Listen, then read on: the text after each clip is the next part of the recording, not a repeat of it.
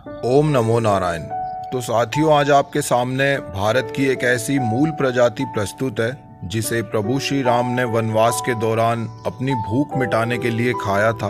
भारत में यह हेमकंद, रामकंद या भूचक्रकंद के नाम से जाना जाता है। विज्ञान की भाषा में इसे मैरुआ ओब्लोंगिफोलिया कहते हैं और अंग्रेजी में इसे डेजर्ट कैपर तथा संस्कृत में इसे मधुश्रवा या मुराहारी के नाम से जाना जाता है। हेमकंद भारत में पाया जाने वाला एक दुर्लभ औषधीय पौधा है जो अधिक दोहन, जलवायु परिवर्तन और खराब बीज अंकुरण के कारण विलुप्त होने की कगार पर है। 80 के दशक तक इसकी कंदों को त्योहारों और मेलों में उपयोग किया जाता था। स्थानीय मुखबिरों और हर्बलिस्ट दोनों ने संकेत दिया कि इस प्रजाति की जंगली आबादी में जबरदस्त गिरावट आई है, क्योंकि इस पौधे का दवा, भोजन और चारे के रूप में अत्यधिक दोहन किया गया है। इसलिए उत्तक संवर्धन जैसी प्रभावी तकनीकों के माध्यम से हेमकंद पौधे के पुनर्जनन को बढ़ाना अति आवश्यक है। हेमकंद एक कम लकड़ी वाली झाड़ीदार झाड़ी है जो 2 से 3 मीटर तक ऊंची होती है। इसके फूल तीव्र सुगंधित होते हैं और फलने फूलने का समय इसमें जनवरी से जून तक होता है। इस प्रजाति में पत्तियां बड़ी, चौड़ी और मोटी होती हैं जो पक्षियों के लिए भोजन उपलब्ध कराती हैं, और साथ ही ये पत्तियां कई पियरेट तितलियों के लिए भी एक लार्वा मेजबान है। यह प्राकृतिक रूप से झरनों के करीब के क्षेत्रों में उगता है, खासकर पहाड़ियों में।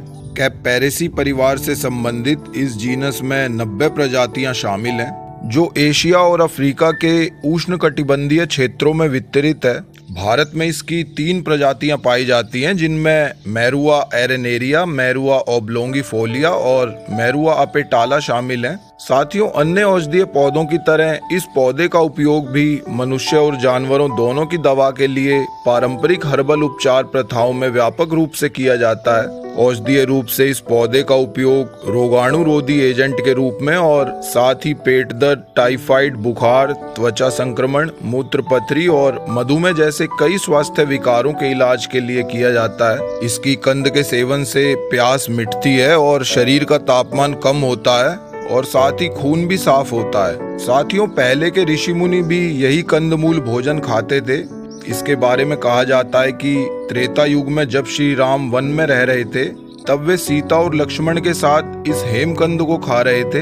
यह कंद हनुमान और वानर सेना का भी पसंदीदा भोजन था। इस कंद का स्वाद नारियल के गूदे जैसा होता है और इसका सेवन चीनी के साथ किया जाता है। इस पौधे को विकसित होने में 12 साल तक का समय लगता है। स्थानीय जनजातियां और अन्य लोग कंदों को इकट्ठा करते हैं जिन्हें बाद में कई भारतीय शहरों और कस्बों में त्वरित स्ट्रीट फूड के रूप में बेचा जाता है। महाकुंभ मेले में भी यह रामकंद के नाम से बिकता है। इसकी जड़ को बहुत ही गुप्त तरीकों से दुकानों में लाया जाता है, यानी इसे कहां से इकट्ठा किया जाता है या प्राप्त किया जाता है, यह गुप्त रखा जाता है। साथियों, वनस्पति विज्ञानियों के बीच संदेह है कि मेलों में बेचे जाने वाला वर्णित पौधा हेमकंद है या नहीं। इसकी असली कंद के ऊपर छिलका पाया जाता है जबकि नकली कंदों के ऊपर लाल मिट्टी का रंग चढ़ाया जाता है।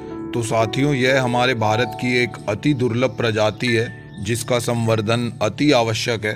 तो इसे अपने घरों और बगीचों में स्थान दें और इसके अमृतमय सुगंध और औषधियों का भी लाभ उठाएं। बहुत बहुत धन्यवाद। जय हिंद, जय भारत।